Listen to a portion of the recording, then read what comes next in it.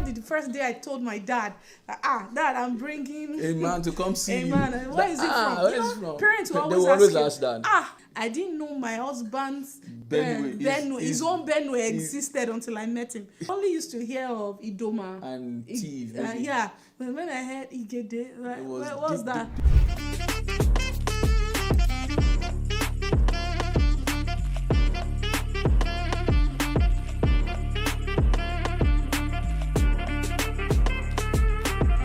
Welcome back again to our YouTube channel. We are the BS. This is Relationship and Podcast with the BS. And we've been examining a topic very interesting, my spouse on my in-laws. And in this episode, we want to share with you, we're going to be answering some questions actually about relationships with in-law. What do you do? And you're going to enjoy it. Sit back, get your popcorn. Don't get distracted. I believe this is going to help you a lot. And for some of you having challenges with your in-law, how do you deal with it? Because not everyone size fits all. Yes. Not everyone would have good in-laws. Not everyone will have bad in-laws. And there are times that there will be friction in the relationship. How do you manage it? So this episode is for answering a lot of questions and answers related to in-law. If you have your question, you could also leave it in the comment section online, and we'll do our best to respond to them as quickly as possible. Husband, so can I ask you? So you want to be the one to ask? No, we'll both ask each other. Okay, go ahead. So what should someone do if the parent, you prayed, or God has told you that this is your spouse, but your in-laws are choosing to withhold their blessing? Maybe they are saying, you don't meet up with some standard, we don't want our child to marry someone from another tribe. What do you do when your soon-to-be spouse or your fiance's parents are not giving you their blessing to proceed into marriage? Is it something I have to get married to my spouse, or is it something I can overlook, or what do I need to do to placate their hearts? Yeah, as pastors, we always encourage that people should get the blessing of both their parents and their soon-to-be in-laws, their spouses' parents. We don't like to come in between parents and a family unit. We always say, do your best to secure, the blessing from both people before you move on. Because like you rightly said in the previous video, marriage is actually a union between two families. Yeah. Two families. And so, but there are a lot that goes into just the two families. A lot goes in. For example, if I am like the suitor, the man, I want to marry into your family, for example, and then it's my own parents that are saying they don't accept you, then I have a different role than you have in trying to make my parents accept you. So now, if my parents are saying no to you because of the cultural difference, it is my responsibility to convince my parents that despite the cultural difference, this person is not a cultural lady. This person is a kingdom lady. I think we should use our own marriage as an example. No problem. Yeah, my dad had some reservations. When we were to get married. Pastor Sheo. Anointed woman of God. I'm sure if my dad is seeing this, he will just smile because that's how he does. He holds back his laughter. Daddy, I greet you. We are now best of friends. Now they are best of friends. But back then, I remember he said, "Who?" I said, "You are not serious." I said, "You are not serious." So what I did was I didn't argue with him. Yeah. I used my mom. I told my mom, "Talk to your husband. This lady is the one I will marry, and she's a great lady. Despite the reason why is that my dad's siblings that married past experience was making him to view future possibility as also the past thing that they've experienced. So I had to tell them that no, this person, and I told them also that me. I will not just choose anybody because they know me. Do they know? Some of you, the reason they are not giving their blessings is because they have not consistently seen you make the right decision. Yes. So now you are getting to the point of marriage. They don't trust your decision. They feel they need to help you. They feel that they have to be an active part of the process. Yeah. So for you to be able to convince your parent, you first need to live the life before you can convince them. Some of you cannot. You don't have the capacity because because they've seen a lot of, dilly-dally, inconsistency in your life. You are up today, down tomorrow. Your life is not Very true. Yeah, so it's difficult for them to trust your decision. Very, very true. See, if you want your parents to trust you, it's not going to be at the point of marriage. You have to have shown built a lifestyle of consistent good decision. You have to have a track record of, living uprightly, making the right decisions, living well. For them to not say, you get to the point of marriage, you bring someone and they say, yes, we believe your choice. My parents never doubted my choice. I'm the first of 5 kids to ever bring someone of another tribe into our family. Yeah, I remember the first day I told my dad, Dad, I'm bringing a man to come see you. Man, where is he from? Where is he from? Parents will They will always ask that. And I said, Ben, the funny thing, I didn't know my husband's his own Benue existed until I met him. I only used to hear of Idoma and Tiv. Yeah, when I heard Igede, what's that? Deep. What's that? Where? I was like, is there? So when I told my dad, they had seen me over time, walked with the Lord. Yeah. They had seen my life. Yeah. They trusted my decision. They were like, if you feel that this is what God has told you, we are happy to embrace him. Yes, exactly the same thing that happened. I told my mom, I said, Mom, this is it. And when people want to get married and they now come and meet their parents and they say, God says she's the one. You that you struggle to stay awake during morning devotion, how can they trust that God is the one that spoke to you?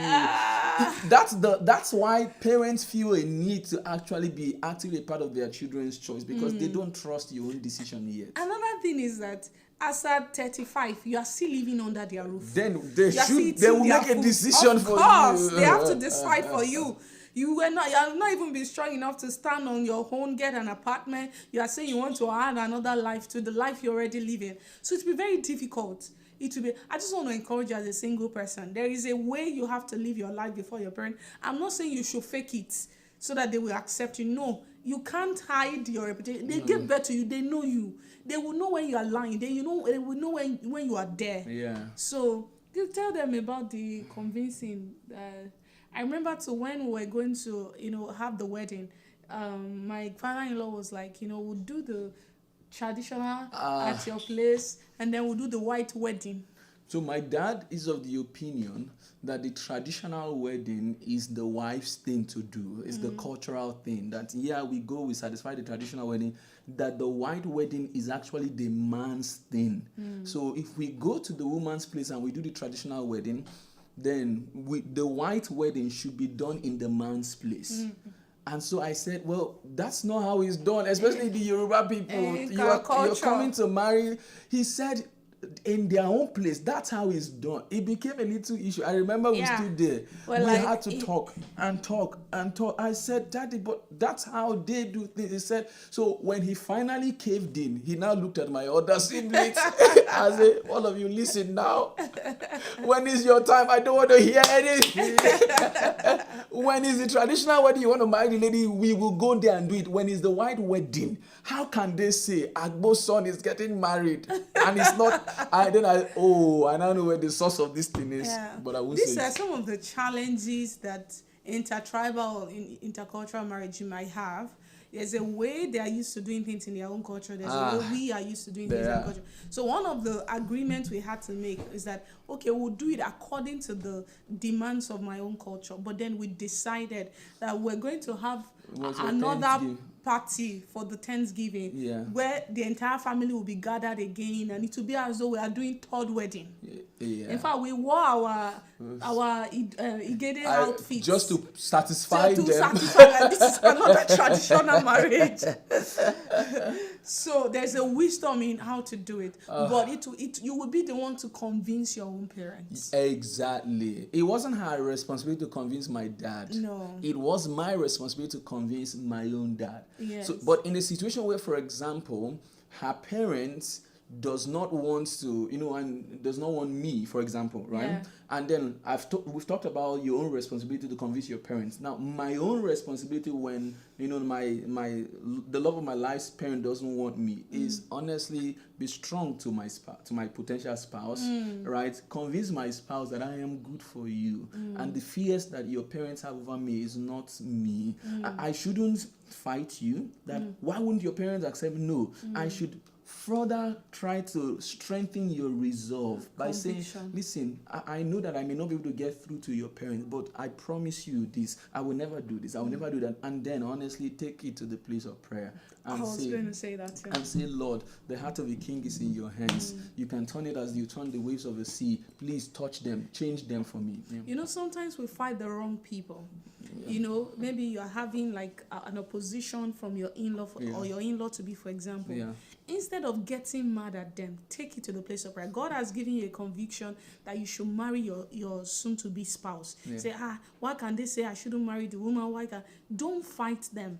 You are the one that's supposed to take it to the place of prayer and say, God, you gave me the word to go ahead. You can also convince them to do the same. So just don't fight the wrong battle. You're not getting mad at your parents-in-law. They are bad people. They are this. You are, even using your soon-to-be spouse to fight. No, that's not how to win the battle. You win the battle on your knees. You tell God to give them the same conviction He has given you. It could be in their dreams that God will, instruct them and say, these two, they have command, just like God had to speak to Laban in a dream that don't do anything against what Jacob. You intend to do, yes, don't even speak an ill word against him. God is able to do that on your behalf. But when you start getting mad at them, you are opening the door to the devil. You are opening the door. You are telling God that you don't even deserve your spouse to be. So don't fight the wrong battle. Don't fight the wrong people. Don't stay mad at your soon-to-be in-laws. Instead, go on your knees. That God will give them the same conviction He has given you. And I trust that God will, make it happen. Amen. He will. So your question answered? Yes. Can I ask another question? Ask. I don't have a question. Any of you have a question? Anybody here? Do you have a question? This is actually a question and answer session. So people who have questions can actually ask. Let's say you're a Ghanaian and then you want to marry a Senegalese. Ask your question. So, do you have a question? I should go ahead first. Yes. Go ahead. No, go ahead. Okay. So what of in the case where you have already, let me not say tarnished, but you've already spoken bad about your spouse to your in-laws. How do you and your spouse walk through that? How do you get your in-laws through that process? Very, very beautiful question. So you tarnished your spouse's image before your own parents. It is your responsibility to rebuild it, and it may take time. But never again do that. Yes. Now, if such situation arises, remember your wife. No, she has changed. She's not that woman again. In fact, I can't even remember that she did that anymore. You now have to work extra to rebuild her reputation before your own and whatever. To defend and then defend. When they say, it's not your wife that does this. No, she doesn't do that. She's not that woman anymore. No. So you have to rebuild your spouse's image. It's not your spouse's responsibility. It is your responsibility to speak highly of your spouse. Yes. To just only push forth her best fruits. Yeah. Every spouse would have a weakness, but don't show the weakness to your parents. Yes. Push out the best food. Push out the best thing that they do. Always speak well about them. Yes. Don't. Sometimes it will take time to rebuild the honor that was lost. Yeah. But still build it nonetheless. Still work at it. Work at it nonetheless. Make sense? Yes. So, okay, good. Second ahead. question. Can you talk to how in-laws should treat their fellow in-laws? That's a beautiful question. Good. A good because point. I've seen situations where the two families there's silent beef, trauma. They invite you how you invite you for your birthdays, you come late to make a point, all those kind of things. So it's like I'm actually seeing a lot of scenarios where in-laws don't agree for some reasons, and I think it should be established from the foundation. If you go and tell your parents how bad your in-laws are, they will forever see them in that light. Yeah. So, see, the truth is that when two families are meeting for the first time, they don't know how to perceive each other. You are the ones, the couple bringing the families together. They are the ones with the responsibility to give each family the perception, you need to meet my mother-in-law. Oh, yeah. She calls me every day. Yep. She's always checking on me. Yep. She's an absolute A wonderful woman. You'll be telling your mother that she will never be able to see her beyond the lens of what you have said about it. Yeah. So right from the foundation, you have to be that family. If not for my husband, I will not even be married to them. They are very bad. You are sowing seeds. You're sowing seed of this cult. So you have a role to play. Yes, and it's from the start.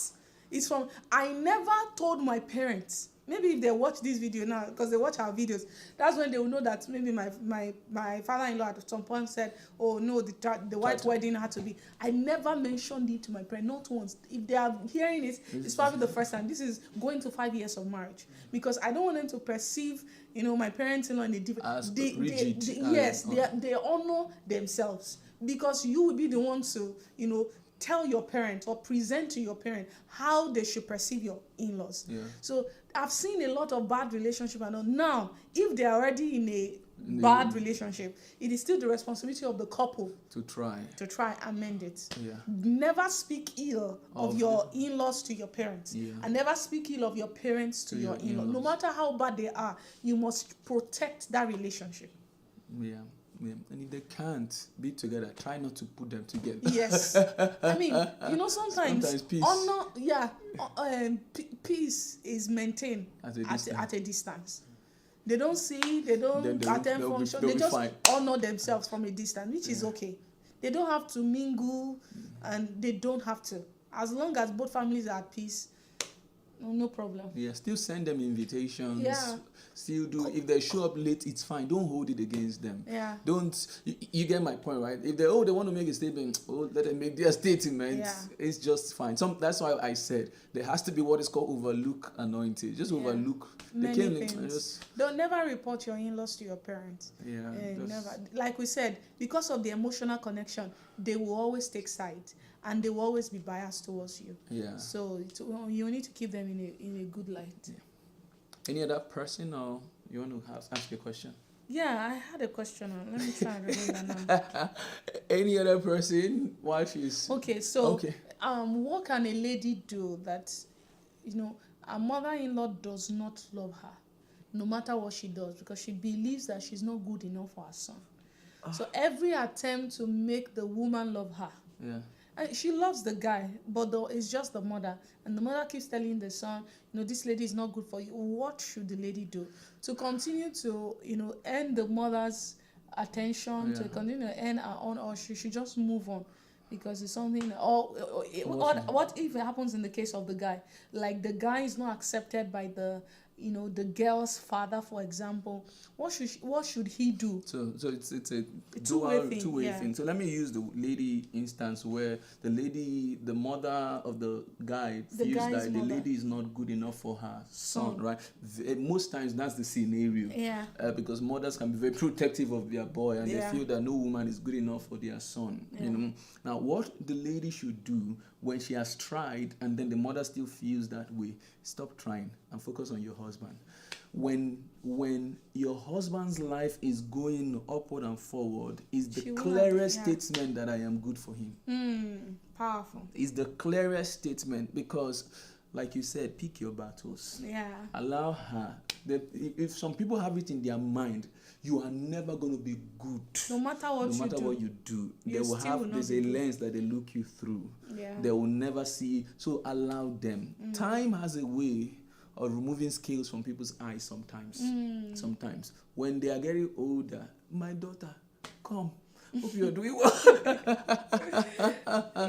Please focus on your husband, and because the energy you would use to try and please your mother-in-law, use it for your husband. True. And then your husband's life will be the clearest statement that you are actually worthy of him. Very true. The same goes for both a man that is not accepted by the woman's family. Now, don't treat the woman Don't now treat the guy yes. because of how his mother is treating you. And then you now no. No, you fight as a team. You don't fight against each other. If you treat the guy the way the mother is treating you, then you are proving the mother's point. Exactly. Yeah. Exactly. Any other question? Any other question? You could drop your question in the comment section and we will answer your question. Definitely. Question about in-law, your spouse or your in-laws. Yeah. Anybody? So there's this common one. Who should sit in front when your mom comes to visit? Is it your wife or your Anyone that mother? answered that question any other way? I don't even know. When we say you should be an inseparable team, it's your spouse that should sit in front. Yeah. It's your spouse. Now, if your spouse now say no, I don't want to sit in front. I want why my should your mother. spouse even say no? Exactly. You shouldn't, because you are listen. Tell your mom that back seat is very wonderful. Go sit there. Don't worry. This is. I don't know how people do it. If your mother is sitting next to you, I don't know how. And then your spouse. I don't know how people do it. No. Except both of you are the only ones in the car. If both of you are the only ones in the car, then that's different. But if your wife is there, it's different. Now, if your wife is holding the baby. Yeah. And then the law does not permit that the baby should stay in front, and then, for example, your mother cannot look over the baby while driving, then it's a different. But you get my point. When all things being equal, right? Your mom and your spouse are there. You and your spouse are one. She should sit in front with you.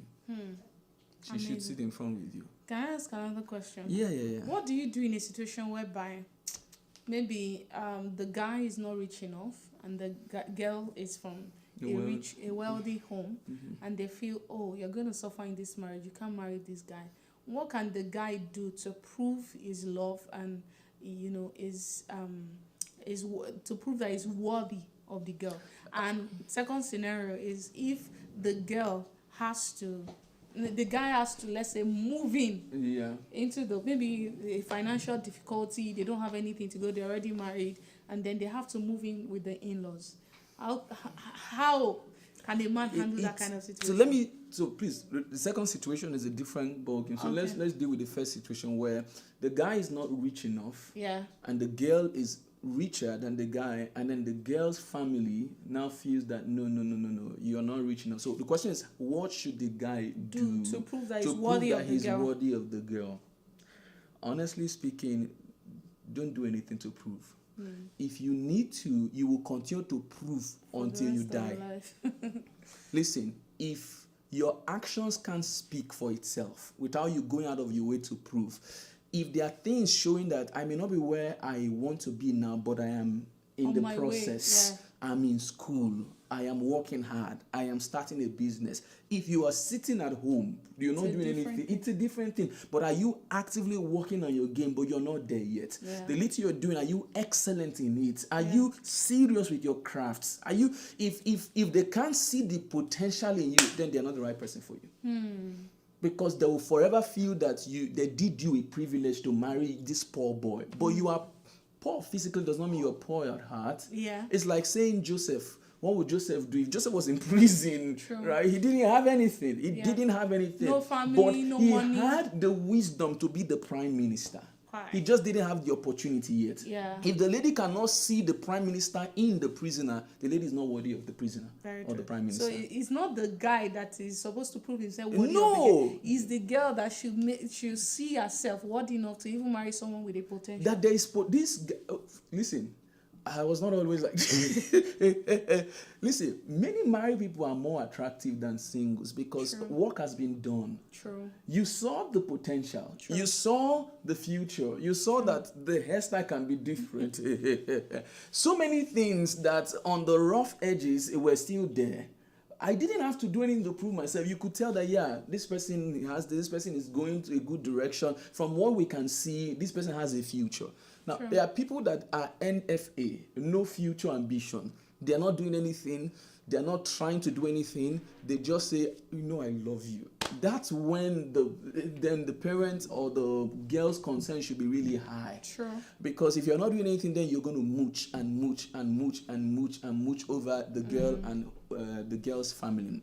So the first point I'm making is, if the guy is actively doing something, the girl should not feel that he has to do anything to prove a point that, no. If the reverse was the case, nobody has it a problem. If the guy is richer than the girl, I don't know, like I said, people take culture to be scripture. True. If the reverse of the case, people don't see it as anything. Oh, the guy is rich. Yeah, that's a good thing. It's a good thing too if the girl is rich. It's a good thing also if because the two are going to be one. Yeah. Honestly speaking, some boys are nodding their head here. It's a good thing. It's not like, so most girls that the guys are richer, it's not that they are not doing anything. They are doing something. You get my, but for some reason the guy is just richer. That's a good combination. People have that mindset of those old Nollywood movies where a girl is in the village fetching water and firewood, and then the guy comes with a car and say, I saw a flower, I want to pluck it. And then all they do is they just take you from the village and bring you to the city, and all you do is just give birth. A glorified slave. You are just a housewife. Yeah. These are not those days anymore. Yeah. It doesn't happen. So if one person is richer than you, it doesn't matter. When both of you come together, you are now one. It is the truth. It should be that way. True. It should be that. But both of you see that your coming together should be better for both of you. Right? So it's not like if I marry this person, I'm going to be losing steadily because that person does not add anything to me. Nothing whatsoever. There's no mind that can reason the business together. There's no mind that can stem me up, that can... Nothing. That's when there is a problem. So does it make sense? Yeah, let me just add this.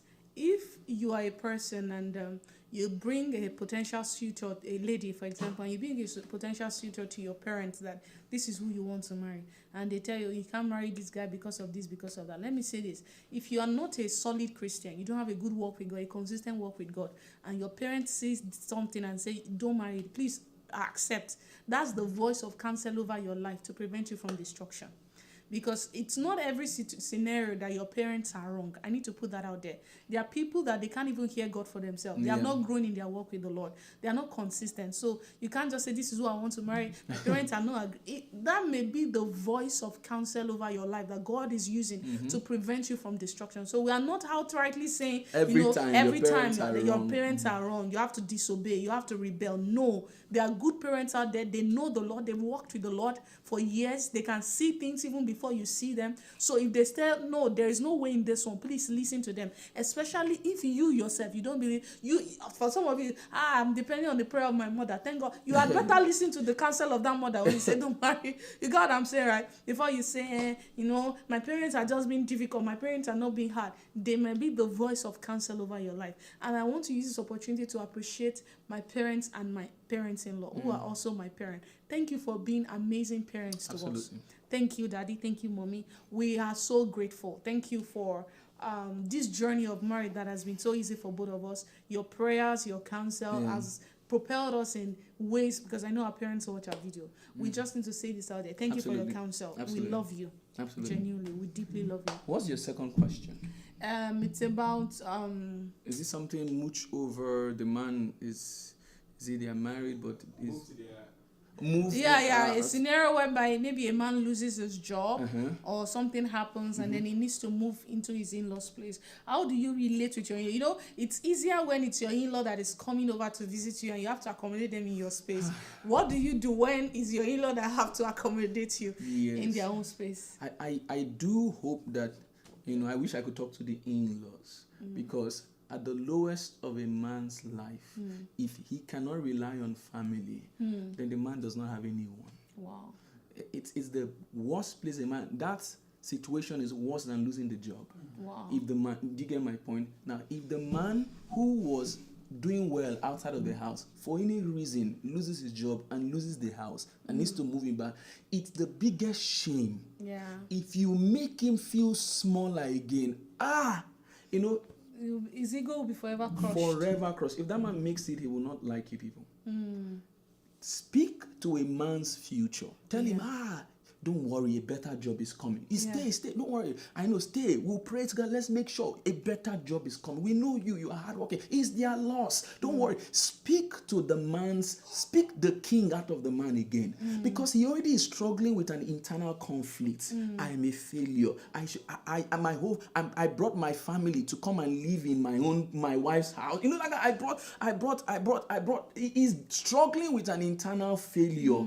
If you don't speak the king out of the man, that man may cave in and accept himself as a failure and not even have the confidence to try. But speak to him and say, no, you can do it. We could try business. We could do this. You're smart. You did this. You did that. You did this. Or maybe if the man made a mistake, it's okay. Everyone makes mistake. Make light of the mistake and speak about the future of this man and make him to stand up again so that he gets up with confidence and go out again to try and look for another job. Amen. And so the in-laws should not demean.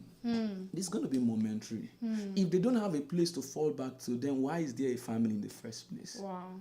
I think that's what the in-laws should do. Now, no, the man and the wife will not be comfortable. True. Don't make them more uncomfortable. True. Amazing. You have a question? Just one more. So, is there a role for the spouse and the in-laws in a situation where the other spouse is the other spouse is an orphan? Is there a role that like his partner and their in-laws have to play, to I guess make him feel like the family you talked about? Oh yeah, they should stand in as his own parent too. Yeah. Like the moment you are married, they are not just your in-laws anymore. They should embrace him as a son or a daughter. Like your parents might not be here, but we are here for you. That's just the proper thing to do. Words needs to be said. Yeah. Don't worry. We're here for you. And also the fact that the person is an orphan, they may still have uncles, aunts, and all this. If they are good people, those people should still take up responsibility, and we are still your family. Yeah. Where most like sometimes they're not good people. You get my point, right? Some of the uncles, aunts, especially when this one is an orphan, they took all the house, took everything, right? And this guy struggled and then made it. Now he's married and does not want to understand. Now the in-laws or the parents of the lady, for example, right, should step in and say, "Oh, don't worry, we've got you. We've got you. You are our son." That's the role. Call and say, "My son, how are you doing? I just want to check up on you. No, I don't want to talk to my daughter now. It's you I want to." Those things makes the guy to feel like I have a mother. Seen. I have a father. Yeah. So it's the in-laws' responsibility to go above and beyond. And my dad does that sometimes. Not that any one of us is orphan, but my dad would just say, "I want to talk to my daughter." Yeah. Never calls my wife my daughter-in-law. Never. It's my daughter. Never. He calls me my first daughter. First daughter. Yeah. First daughter. And so my mom told us that when my dad is praying for his children in the morning devotion, that he calls all of our names. Yeah. He calls my older brother's name, then calls my name, then calls her name. Yeah. That she's the first daughter. Yeah. So he's the one taking that active step to say, my daughter. So you get my point, right? So in the scenario you cited, the in-laws have to take that step to make that orphaned spouse to feel that you have a family in us. Yeah. My question is, how do you navigate with in-laws that are not believers? Listen, these are possibilities that will happen. Yeah. Number one thing, it is possible that unbelievers are still morally good people. Yeah. So don't just I said it's possible, right? Don't just discredit and just say they don't know anything. No, it's possible that they are good people, and common sense will make them treat you with courtesy and all. Yeah. So never approach with the mindset that, they are not believers, they're going to be terrible people. That would be a wrong way to approach them. Number two, now that they are not believers, they're not. Now it depends on the category of not being believers. Are they Muslims? Are they idol worshippers? Why did you marry their son, their child? So their child may be a believer, but they are not. But then you are not married to them. You're married to the child. And I ask because initially it was established that you marry a family. You do marry a family. Yeah. So that's my Yeah, you do marry a family, In but the sense that they will still be a part of your life. Part of your life. You don't just marry your husband and say, it's just me and my husband for life. I don't want to have anything to do with his family. It's just we. I mean, things will bring you together, where maybe it's your parents-in-law that are visiting, or you are the one that has to go there, or family function where you have to do things together. So you can't just isolate your husband or your wife out of their family. You are still seen as a member of that family. So even though you are your focus is towards one person, but it's an inclusive relationship. Yeah. For example, your father-in-law, for example, now cannot be turning 80 or 70 and they say the whole family should go, and I say, I only married my husband, I don't have anything to do with his parents, I'm not going. It can't work. You are included in the family. Included in the family. Very, very important point. And, when we say, it's marriage is between two families, the person you will live with is still the person that you love. The person that you relate with, you are having that person as an extended family because of this person. But it's this person that you should focus more on. You shouldn't lose relationship with this one person.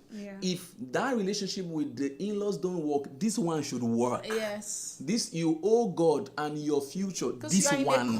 It's a covenant with this your one. Spouse. It's because of this your spouse that those other people are part of your life. So if they are unbelievers, but this one is a good believer, you're okay. You're okay. Like I said, you may not be the one to change them. Let him be the one to work on his family. Don't be, you need to be born again. Let him be the one to pray for them and trust that God will send someone to save them, whatever the case may be. Do you understand? I feel, Yeah, this has been a rich one question. No, one last question.